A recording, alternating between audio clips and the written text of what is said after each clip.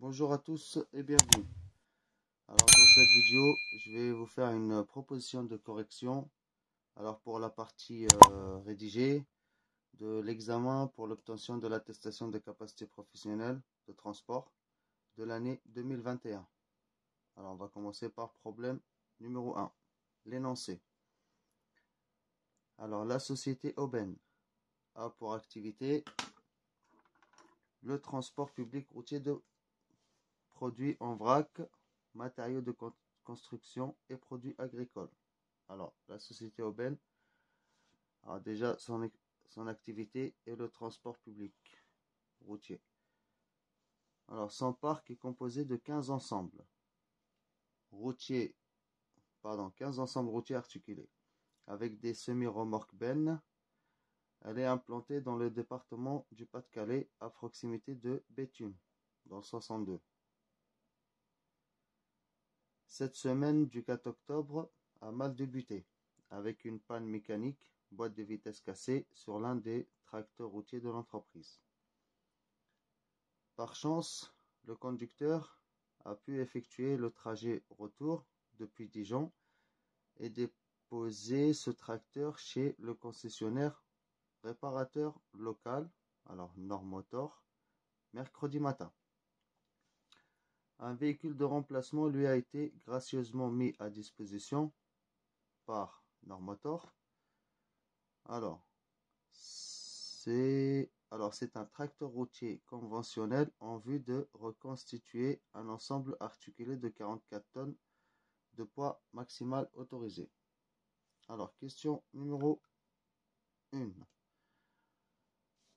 En matière de réglementation sociale européenne, la RSE, quelle est la règle générale en ce qui concerne, alors, petit a. Alors, question numéro 1. Petit a.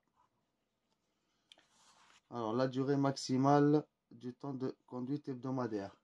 Alors, la réponse est 56 heures. B.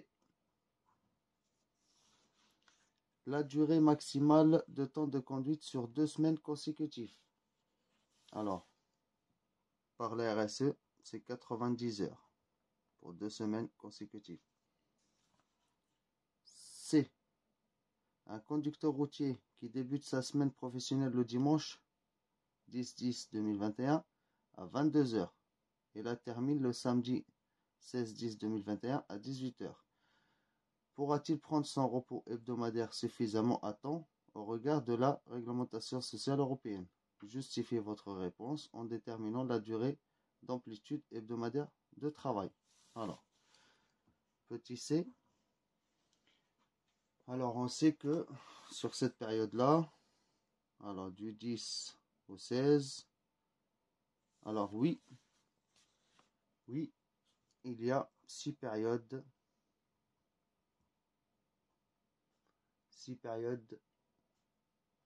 de 24 heures. Voilà.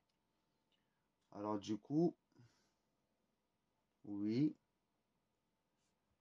le repos journalier sera pris à temps. Alors, oui, repos journalier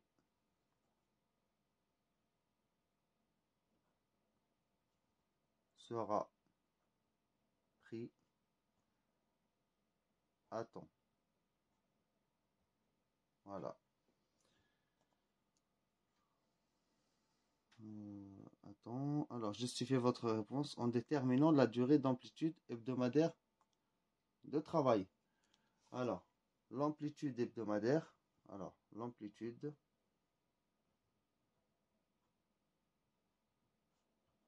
hebdo.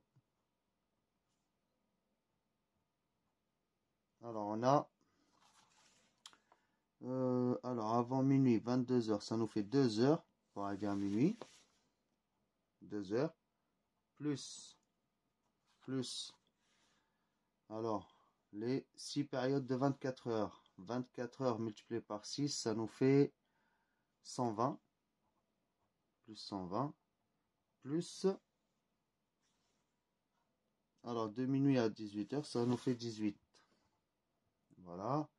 Alors, l'amplitude est de égale à 140 heures. Voilà pour petit c. Question numéro 2. Lors de l'échange de véhicules chez Normotor, le conducteur a eu le temps de transférer ses effets personnels et professionnels dans le véhicule de remplacement. Ce dernier est équipé en accessoires facilitant la vie à bord. Alors, réfrigérateur et four à micro-ondes. Et la prise autonome autant que possible. Le temps de pause-repos par le conducteur, oui. Ce véhicule est également équipé de la climatisation. Alors, une partie des équipements de sécurité affectés à cet ensemble routier sont stockés dans le véhicule tracteur. Petit a. Alors, petit a, qu'est-ce qu'il nous demande? Le tracteur routier de près doit-il être doté d'extincteurs? Le cas échéant, précisez-en le nombre, la capacité minimale et l'emplacement requis. Alors, petit a. Alors, s'il doit avoir un extincteur, oui, c'est obligatoire. Voilà. Alors, en fait, il doit être doté de au moins un extincteur. Au moins un extincteur à poudre de au moins 2 kg. Voilà. Et l'emplacement requis. Et ben l'emplacement requis, en fait, il faut qu'il soit facile. Alors facilement accessible. Voilà. Voilà pour petit a. Petit b. Quels sont les autres équipements supplémentaires de sécurité obligatoire à bord du véhicule? Alors, on doit tous le savoir. On a le gilet à haute visibilité et le triangle de présignalisation. Question petit c.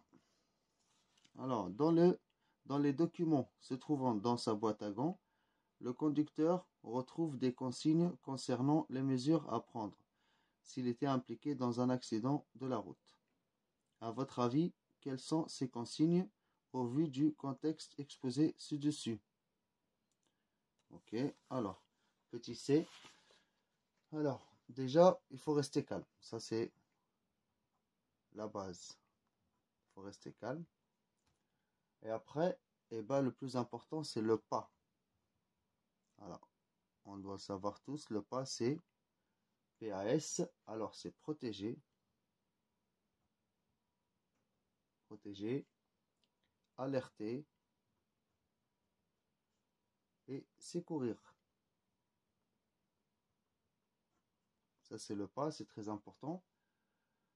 Après, on peut aussi remplir un constat, déclarer l'accident au loueur aussi. Voilà pour petit c. On passe à la suite. Alors, petit d. Il nous dit, la société Aubaine s'est engagée dans une démarche de responsabilité sociétale des entreprises. Ok. Alors, concernant l'aspect environnemental, la société a mis en place des actions concernant les 3 axes suivants. La gestion des déchets, les véhicules, les conducteurs. Citez une action qui pourrait être mise en place sur chacun de ces 3 axes. Alors, petit d.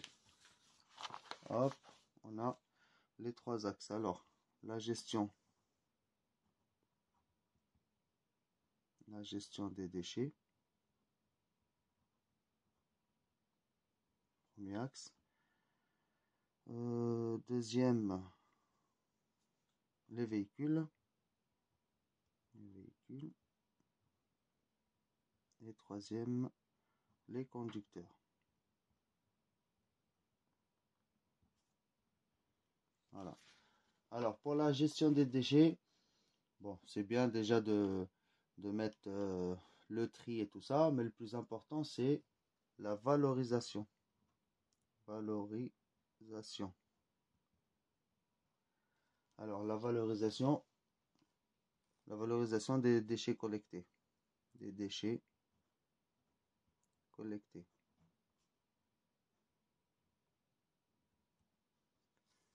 Alors, pour les véhicules.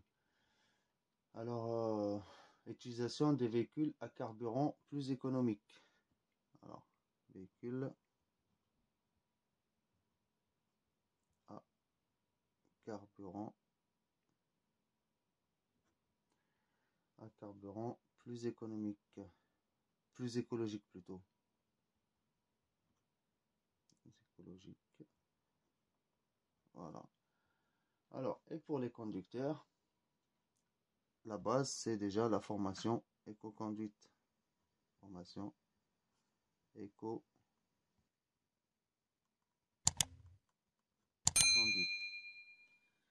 Voilà pour C.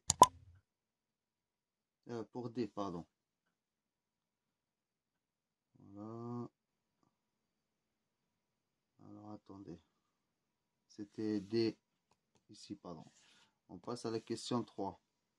Question numéro 3. Alors, un des conducteurs de la société Aubaine vient d'être père d'un enfant, né le week-end du 9 octobre.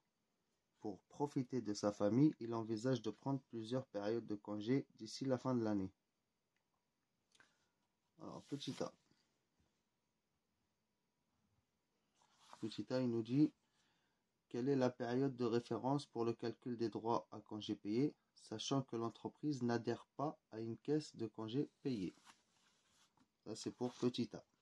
Alors, eh ben, la période de référence, c'est du 1er juin au 31 mai. Alors en règle générale, on dit toujours de mai à mai, mais en vrai c'est du 1er juin au 31 mai. Ça c'est pour A. Petit B. Combien de jours de congés payés seront acquis par mois par un salarié présent dans l'entreprise pendant toute la période de référence? Alors la période de référence, c'est celle-là.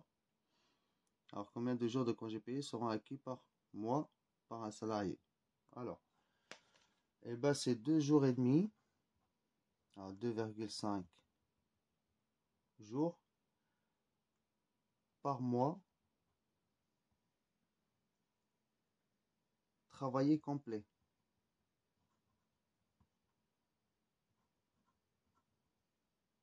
Ok. Et du coup, bah, c'est 30 jours ouvrables.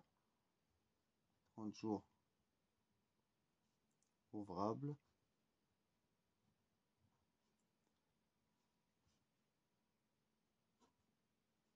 Pour une année complète.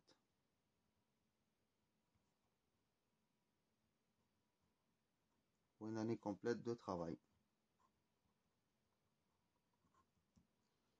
Voilà pour petit B. Petit C. En règle générale, un salarié peut-il prendre la totalité de ses congés payés en une seule fois? Alors pour C, petit C, eh ben non, il ne peut pas les avoir en un seul coup. Pourquoi? Eh ben, en fait, il ne peut pas poser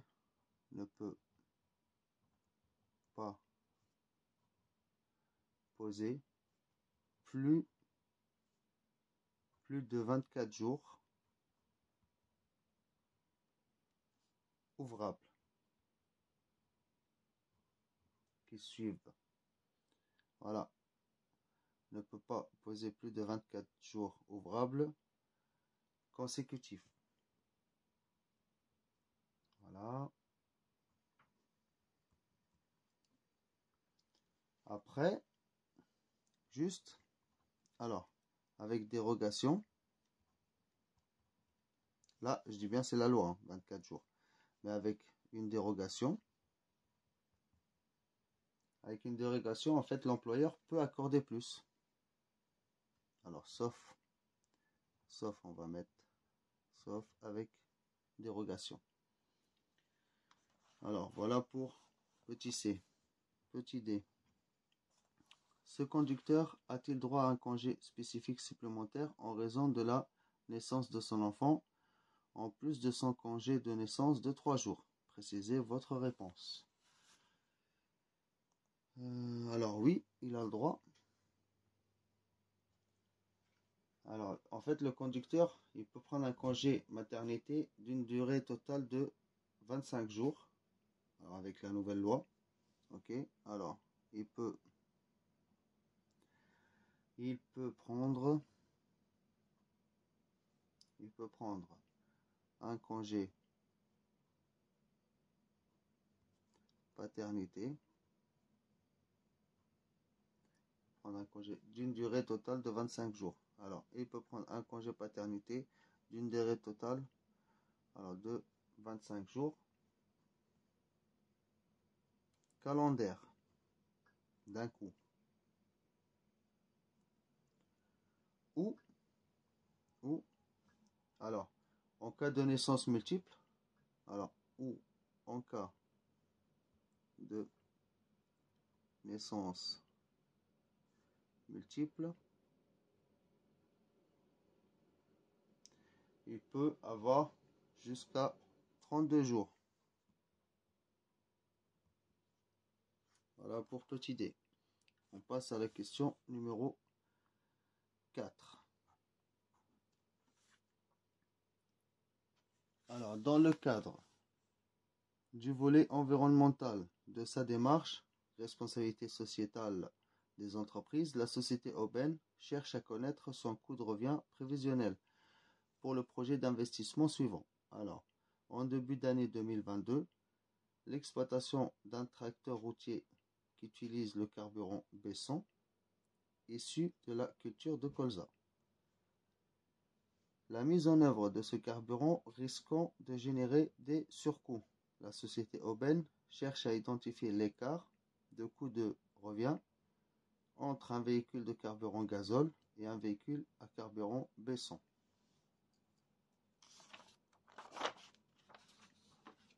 Alors, à l'aide de l'annexe 1, sur la base des paramètres connus au 1er 10-2021.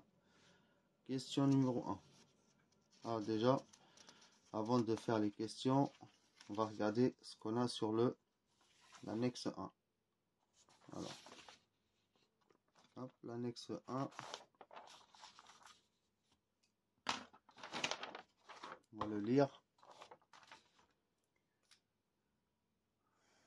Alors, il nous dit technologie gazole. Alors, l'exploitation en zone courte d'un ensemble de routier de 44 tonnes pour le transport en benne céréalière. Conservation du véhicule à moteur.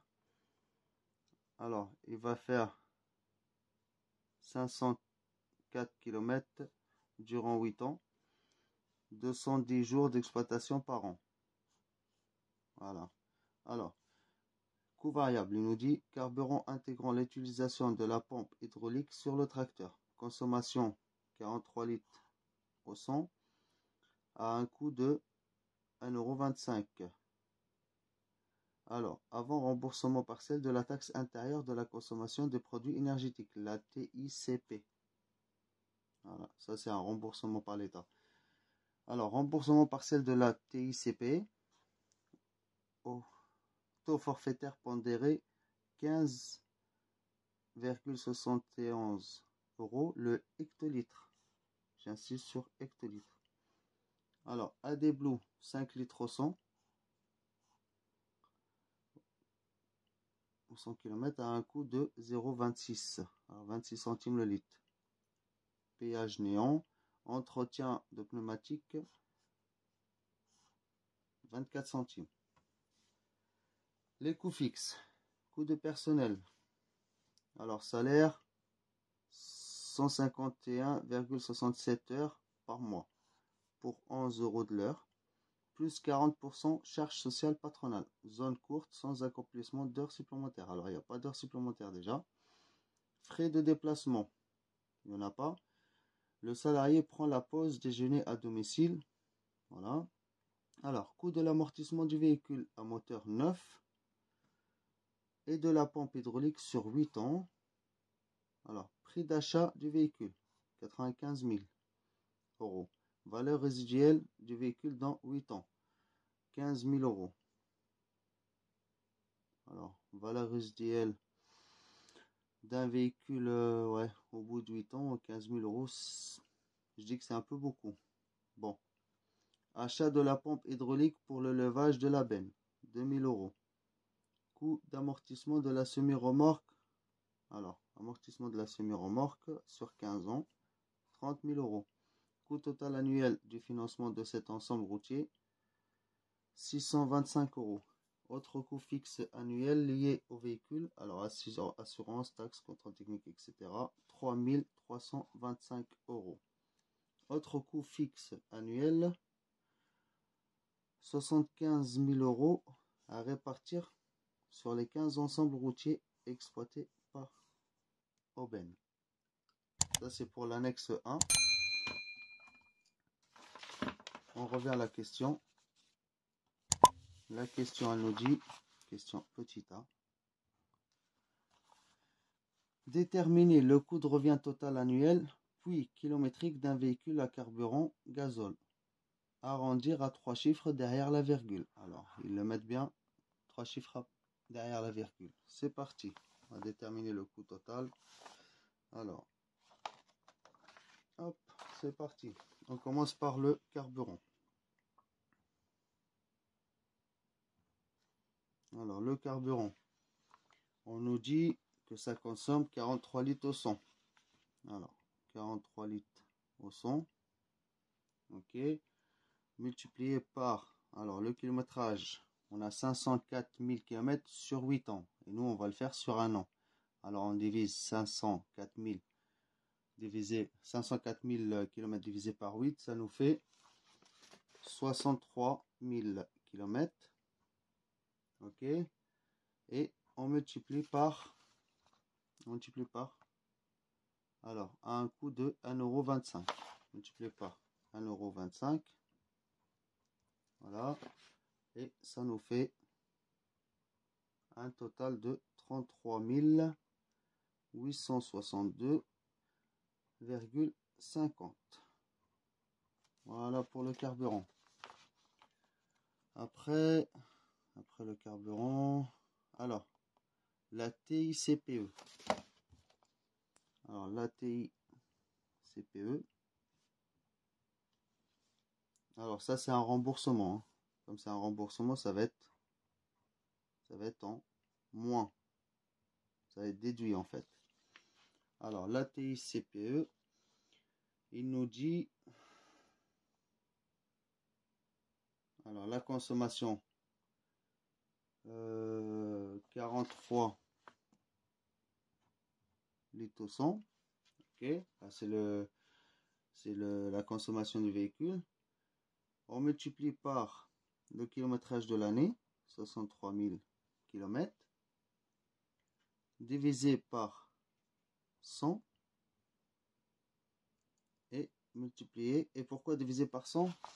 Parce que là, j'ai insisté sur hectolitres. Un hectolitre, c'est 100 litres. C'est pour ça qu'on divise par 100 pour avoir le litre.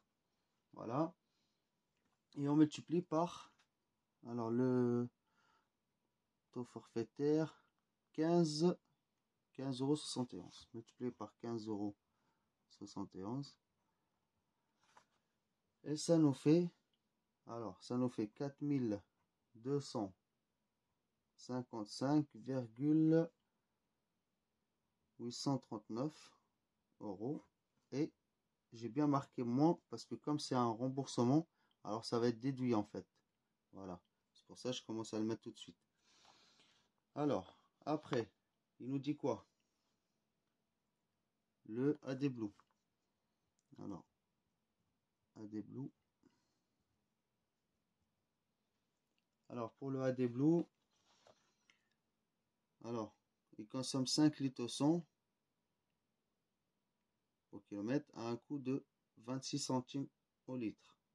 Alors, du coup, on fait quoi? On fait les 5 litres au 100 multiplié par le kilométrage à l'année. Voilà. Multiplié par les 26 centimes. 0,26. Et ça nous fait 819 euros. Voilà pour l'AD Blue. En péage néant. Après, on a l'entretien et pneumatique. Entretien et pneumatique. Alors, il nous dit 25 centimes au kilomètre. Alors, et comme on a 63 000 km à l'année, on les multiplie par 0,24. Voilà, et ça nous fait 15 120. Voilà, 15 120 euros. Ça, c'est pour l'entretien et pneumatique. Voilà, après, les coûts fixes. On nous parle du coût de personnel. Alors, coût de personnel. Il faut vraiment aller étape par étape. Et tout est facile après. Alors, coût de personnel. Il nous dit, alors, 151h67, 11 euros de l'heure, 40% de charges sociales patronales. Ok, alors, on va multiplier 151,67 multiplié par 11 euros de l'heure. Voilà. Tout ça multiplié par, alors les 40%, ça fait 1,4, 1,40. Et on multiplie le tout par 12. Parce que là, c'est par mois. Du coup, 12 mois, ça fait une année. Et tout ça est égal à coût du personnel, ça nous fait 28,616 euros. Ça, c'est pour le coût du personnel. Après, frais de déplacement néant. Alors, coût de l'amortissement du véhicule. Alors, coût de l'amortissement du véhicule moteur. Alors, coût amortissement véhicule moteur. Véhicule. Hop. Alors, qu'est-ce qu'il nous dit pour le véhicule? Prix d'achat 95 000 euros. Valeur résiduelle du véhicule dans 8 ans 15 000. C'est-à-dire, au bout de 8 ans, il aura quand même une valeur de 15 000 euros. Et achat de la pompe hydraulique pour le levage de la benne 2 000 euros. Et il nous dit bien que c'est sur 8 ans. Alors, ce qu'on va faire, alors 95 000 moins les 15 000 euros de la valeur résiduelle. Voilà. Et plus les 2000. Voilà. Et on divise tout ça par 8. Les 8 ans. Et ça nous fait un total de 10 250 euros. Voilà pour le coût d'amortissement du véhicule. Après, on est arrivé là. La semi-remorque. Coût d'amortissement. Alors, coût amortissement de la semi-remorque. Alors, il nous dit sur 15 ans, 30 000 euros. Alors là, c'est simple. 30 000 divisé par 15. Et ça nous fait 2 000 euros. Voilà pour la semi. Qu'est-ce qu'il nous dit encore? Coût total annuel de financement de cet ensemble routier 625. Alors, coût financier 625. Attendez, je vais tourner la page. Hop. Alors, il nous dit coût financier. Coût financier, il nous dit 625 euros. Voilà pour le coût financier. Après, il nous dit votre coût fixe annuel lié au véhicule 3325. Alors, on va appeler ça alors autre coût fixe. Hein. Autre coût fixe. Autre coût fixe. Il nous dit 3325 euros. Voilà jusqu'à là. Et après, il nous dit autre coût fixe. Encore. Annuel. Alors, les premiers liés au véhicule. D'accord. Alors, ok. Après, autre coût fixe annuel à repartir sur 15 ensembles routiers exploités par Aubaine. Alors, ça, c'est coût de structure. Coût de structure. Alors, coût de structure, eh ben, c'est simple. On divise les 75 000 sur les 15 véhicules. Alors, 75 000 divisé par 15. Et ça nous fait un total de 5 000 euros. Voilà pour l'énoncé. Et du coup, ce qu'il nous demande dans la question, déjà on est arrivé là, en fait, déterminer le coût de revient total annuel, puis kilométrique. Voilà. Alors, total coût de revient. Un total coût de revient. Alors, total coût de revient. Au début, il nous a dit par an. Alors, par an, ça nous fait le total de tout ce qu'on a calculé. Ça nous fait 94 774,277. Voilà. Et après, en kilométrique, alors total coût de revient par kilomètre, et on prend les 94 774,277 et on divise par le nombre de kilomètres par an. Alors, du coup, 63 000 kilomètres. Et ça nous fait un coût de revient au kilomètre de 1,504 €. Voilà, 1,504 € au kilomètre. Voilà pour la première. Alors on passe à la question B. Déterminer le coût de revient prévisionnel total annuel puis kilométrique d'un véhicule à carburant baissant. Il n'est pas nécessaire de refaire tous les calculs. La détermination des valeurs de majoration ou de minoration de coût est un acheminement possible aussi. Alors, petit b, qu'est-ce qu'il nous dit dans l'annexe? Alors, hop, dans l'annexe, il nous dit alors exploitation en zone courte d'un ensemble routier 44 tonnes pour le transport en benne céréalière. En comparaison du véhicule à carburant gazole, seuls les paramètres suivants évoluent. Alors ça, il n'y en a pas beaucoup. Alors on a le carburant, le remboursement TICP et l'entretien pneumatique. Alors carburant baissant, consommation 44 litres au 100 à un coût de 1,25 €, prix de vente de carburant indexé sur celui du gazole.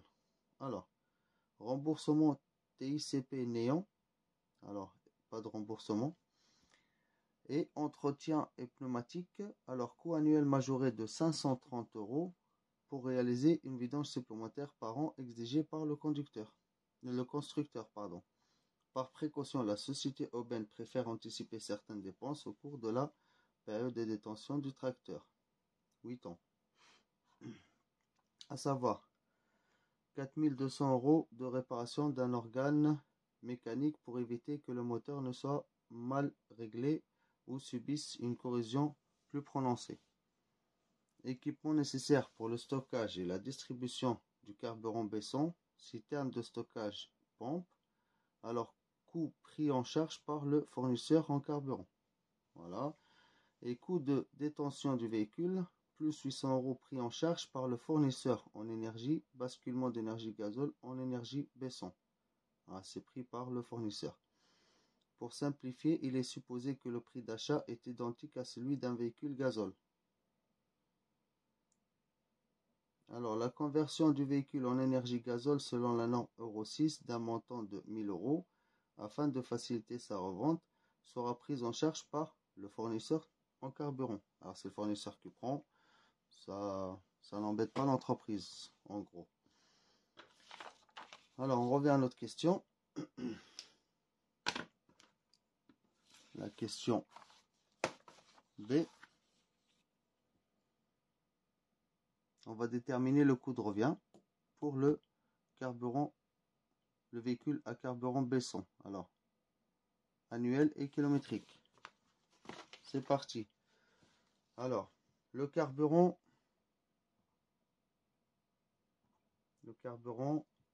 Besson.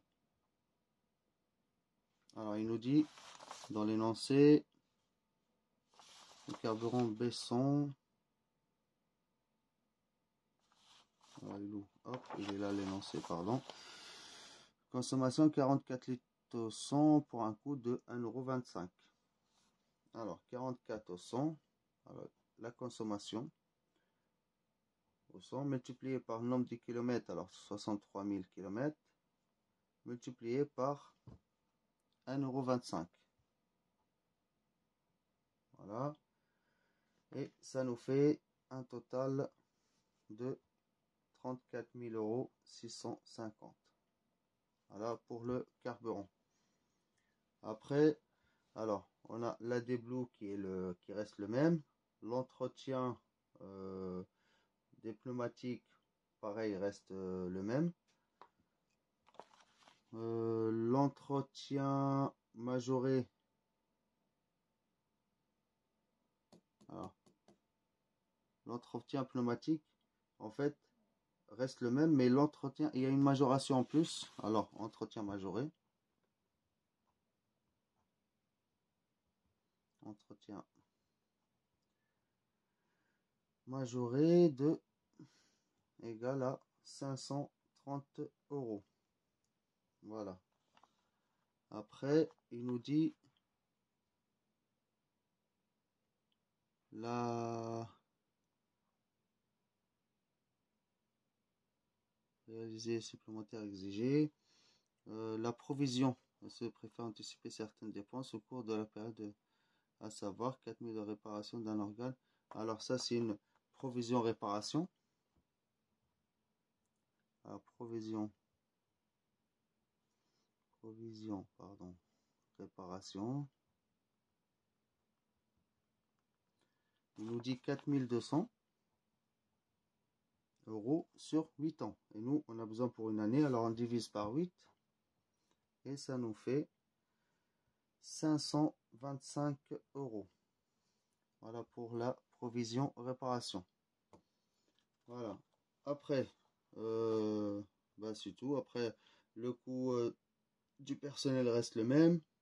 L'amortissement véhicule moteur reste le même. L'amortissement semi-remorque pareil. Les coûts financiers pareil. Autres coûts fixes pareil. Les coûts de structure pareil aussi, restent les mêmes. Alors du coup, ça nous fait un total. Si on calcule le tout, c'est 3 changements plus les autres qui n'ont pas changé par rapport au premier véhicule. Ça nous fait un total coût de revient.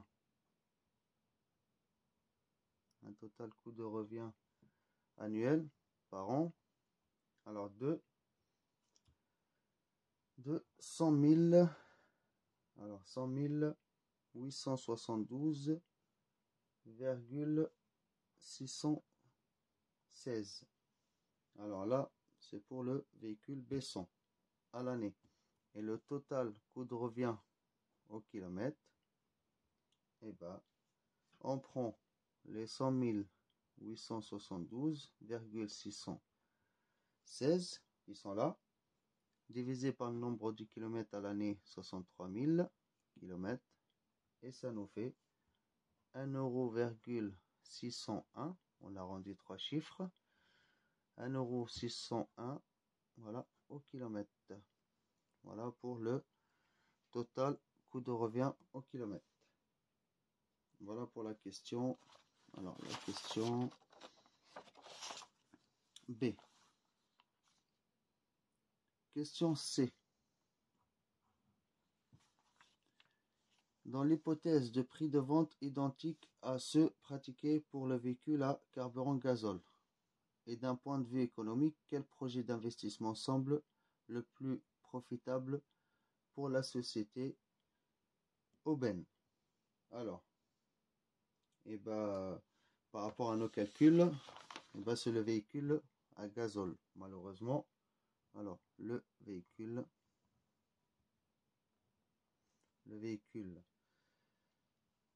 à gazole est le plus profitable à l'entreprise. Voilà. Question C. Quel projet d'investissement semble le plus profitable? La société Aubaine. Alors, le véhicule à gazole est le plus profitable pour l'entreprise. Et du coup, si on regarde le prix au kilomètre, alors, le coût de revient annuel au kilomètre, hein. On prend par exemple au kilomètre. Alors, B100, il est à 1,601 €. Et pour le gazole, il est à 1,504 €. Du coup, il y a plus de marge, hein. Plus de marge avec le véhicule à carburant gazole. On passe à petit d. Petit d. En cas de coût de revient plus élevé pour le véhicule à carburant B100, indiquez quelle pourrait en être la raison principale. Alors, en cas de coût de revient plus élevé. Alors déjà, oui, il est plus élevé pour le véhicule à carburant B100. Indiquez quelle pourrait en être la raison principale. Alors déjà, pour le véhicule B100, il n'y a pas de remboursement de la TICPE. Alors, non remboursement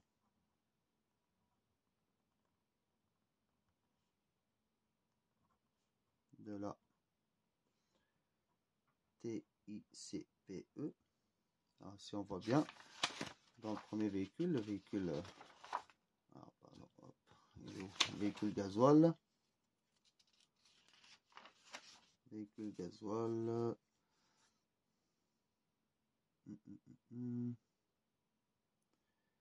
Ah voilà, on est à 4255,839 quand même. Voilà, alors non remboursement de la TICPE, déjà. C'est déjà le plus important, ça, en fait. Voilà. On passe à la question E. Petite E.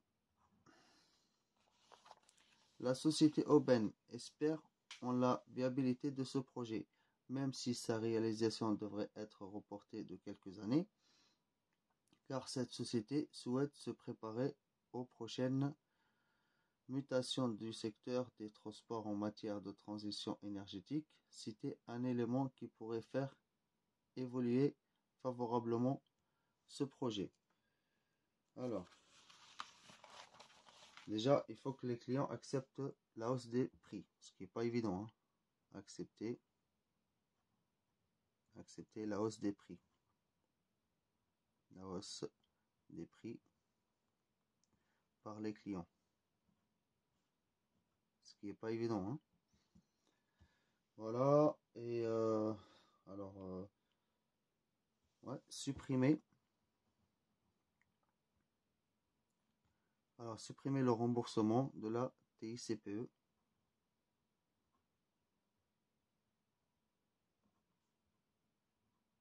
De la TICPE. Pour les véhicules gazole. Hein. Voilà. Comme ça incite les entreprises à prendre les véhicules au baisson. Voilà. Ok, pour petit e. On passe à F. Alors, la société Aubaine a entendu parler d'un dispositif de suramortissement, amortissement dérogatoire pour l'investissement opéré dans des véhicules utilisant des carburants alternatifs au gazole. Un tel dispositif pourrait-il permettre de réduire le coût de revient du véhicule concerné? Si la société Aubaine venait à remplir les conditions de ce dispositif, quel avantage pourrait-elle en retirer? Alors, un tel pourrait-il permettre de réduire le coût de revient du véhicule concerné? Eh ben non. Non. Le dispositif en fait ne permet pas de réduire le coût de revient. Voilà. On marque bien non, le dispositif, pardon. Le dispositif ne permet pas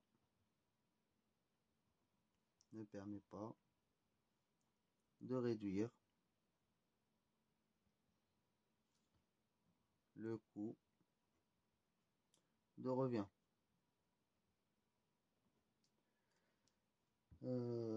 En fait, si on augmente les amortissements, on augmente les charges. Voilà. Alors, et l'avantage,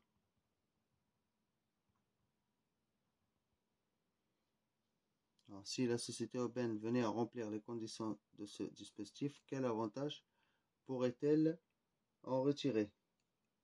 Eh ben, c'est l'avantage, réduire l'impôt sur les sociétés. Voilà la réponse toute faite. Voilà pour le problème 1 de l'examen pour l'obtention de l'attestation de capacité de transport de l'année 2021.